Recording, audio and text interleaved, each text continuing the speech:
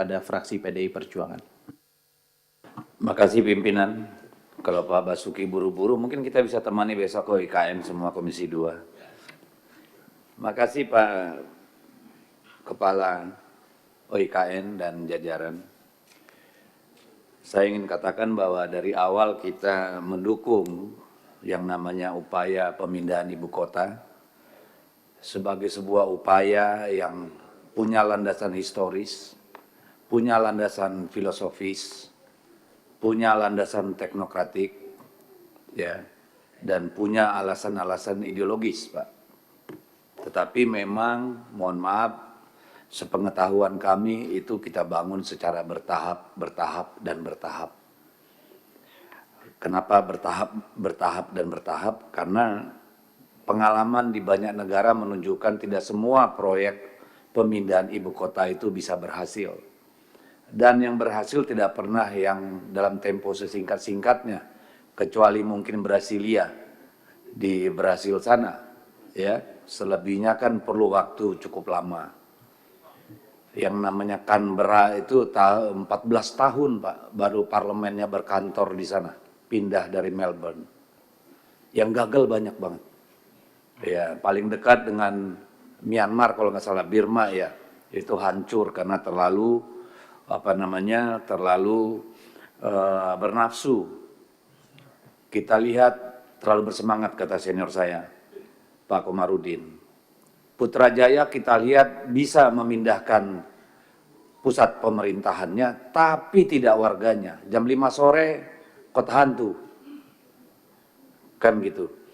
Jadi banyak sekali pelajaran yang kita dapat. Abuja itu memindahkan Sudirman Tamrin SCBD ke tengah gurun pasir, tidak ada tempat untuk rakyat, rakyatnya hidup di slum area.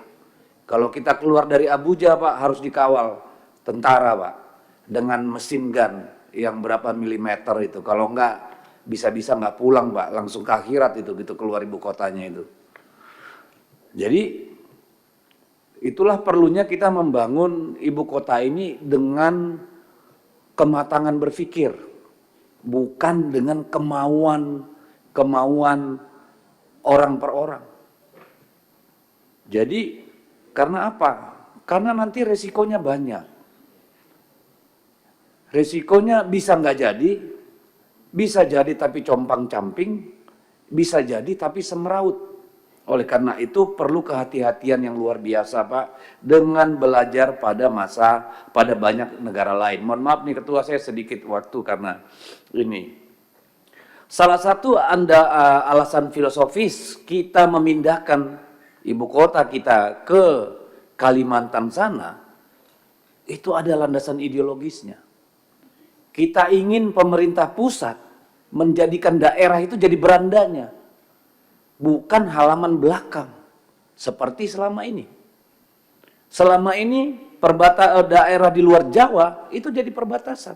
Kelihatan dari rancangan teknokratik yang terus-menerus meminggirkan wilayah dengan buku 1 dan buku 2-nya, terlihat dari kelakuan birokratnya yang sesuka hatinya memindahkan kepemilikan atau status lahan.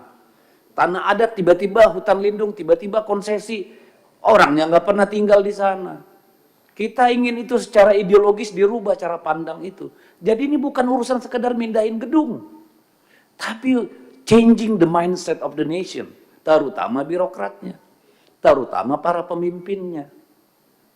Jadi dalam tahap itu saja kita belum berhasil, Pak. Kita lihat bagaimana kelompok masyarakat adat di sekitar wilayah ini masih banyak persoalan. Berarti kita kemarin belum membuka hati sebelum Pak Bas nih jadi kepala OIKN-nya. Begitu banyak problem yang masih laten sampai hari ini dengan masyarakat adat. Persoalan tanah. Bagaimana mereka menjadi betul-betul bersyukur ibu kota ini pindah kemari, bersyukur. Bukan marah-marah Pak. Ini bagaimana memitigasi ini Pak. Supaya jangan nanti anak cucu orang yang ada di sana justru mengutuk keputusan kita memindahkan ibu kota. Karena apa? Bagi orang sana Pak, bukan orang sana, bagi masyarakat yang tidak punya kemampuan masuk ke dalam peradaban modern, katakan bekerja tempat-tempat canggih, tanah adalah kehidupan, Pak. Tanah adalah kehidupan. Kalau tanah ada, tanah ulayat mereka sudah diambil nanti. Sekarang oleh ibu kota Nusantara, nanti oleh para oligarki, para pengusaha, para pejabat.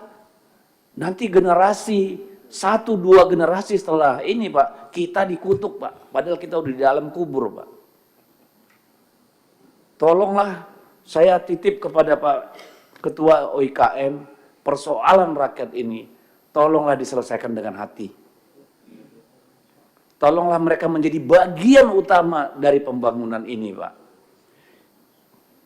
Bagaimana mereka bisa diintegrasikan ke dalam.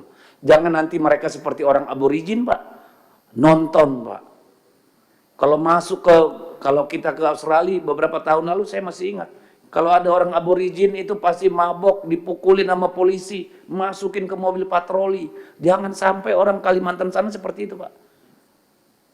Mereka nggak bisa pergi berfoto ke depan Istana Negara karena jalan kaki, Pak. Ini dulu filosofinya, Pak. Tolong jangan pinggirkan mereka. Pikirkan mitigasi bagaimana mengintegrasikan mereka ke dalam. Itu titipan saya, Pak.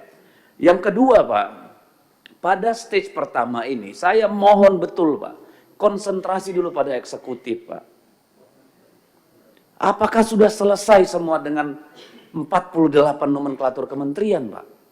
Karena ini dalam 1-2 tahun, paling lambat 2 tahun, Pak. Tapi dalam 1 tahun ini kalau tidak diisi, Pak, rusak itu gedung-gedung, Pak. Pasti rusak. Kalau rumah kita tinggalin 1 tahun aja, Pak, kita kontrakin atau dikosongin lah, itu pasti udah berantakan, Pak.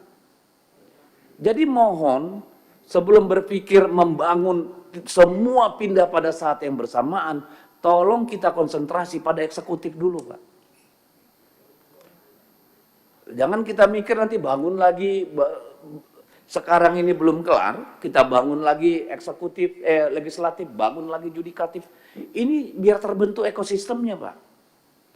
Karena dibangun semua tidak diutilisasi, nggak ada yang mau invest, Pak. Karena nggak ada orang.